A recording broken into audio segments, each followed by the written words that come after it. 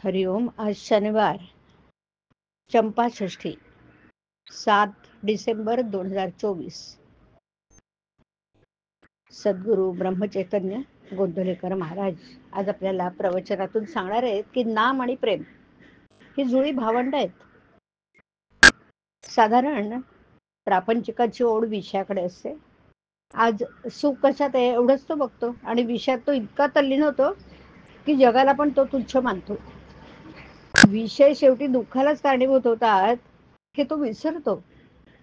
विषय आणि मी एक होतो तेव्हा सुख होतेसे वाटतं, पण वास्तविक आजवर कुणालाही विषयाने शाश्वत सुख समाधान मिळालेलं नाही.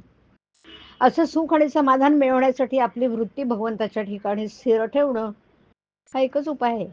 वृत्ती नेहमी एकाकार व्हावी, पण ती विषयात न होता नामात व्हावी. हे सर्व संतांचं सांगणं आहे बरं. मनाला उलट केलं की नाम हा शब्द तयार होतो. याचा अर्थ असा की नाम घेणं म्हणजे मनाची विषयाकडे असलेली ओढ उलटी फिरवणं. नाम म्हणजे म प्रपंच माझा नाही म्हणून करणं म्हणजेच नाम घेणं. मी जितकी प्रपंचाची काळजी घेतो तितकी नामाची घेतो का, याचा प्रत्येकाने विचार करावा.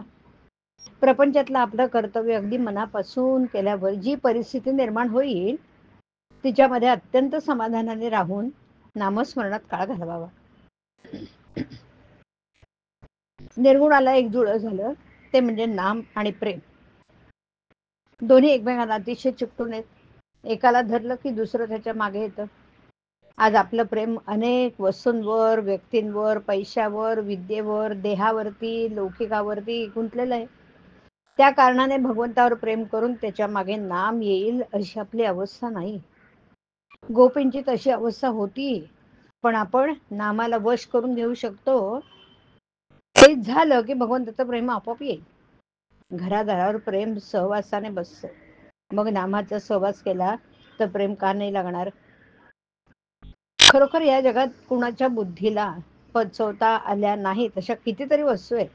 मुलाला आपल्या बापाचं बारसं पाहणं शक्य नाही, तसं मी कोण आहे हे बुद्धीने ओळखणं शक्य नाही. खरी सत्य वस्तू कल्पना, बुद्धी, तर्क यांच्या पलीकडे आहे. सत्याचा शोध करायचा असेल तर सत्य ज्याने झाकलंय ती वस्तू दूर करा, म्हणजे सत्य दिसेल. सत्य हे आपल्याला उत्पन्न करता येत नाही, पण उपाधी मात्र उत्पन्न करता येते. उदाहरणार्थ भीती, कल्पना इत्यादी आपणच उत्पन्न करतो. नदीच्या पुलावर उभे राहिले असताना पायाला पाण्याचा स्पर्श न लागता देखील वाहणाऱ्या पाण्याची मजा अनुभवता येते. त्याचप्रमाणे भगवंताचे सत्यत्व ज्याच्या अंतःकरणाला पटलं तो विषयामध्ये राहून देखील होणाऱ्या सुखदुःखाच्या गोष्टींकडे गंमत म्हणून बघेल आणि त्यापासून स्वतःला अलिप्त राहील. स्वतः अलिप्त राहिल्यामुळेच सुख हे विषयात नसून आत्म्यात आहे. आत्मा सुख रूप आहे. हरिओम. हरिओम तत्सत. हरिओम.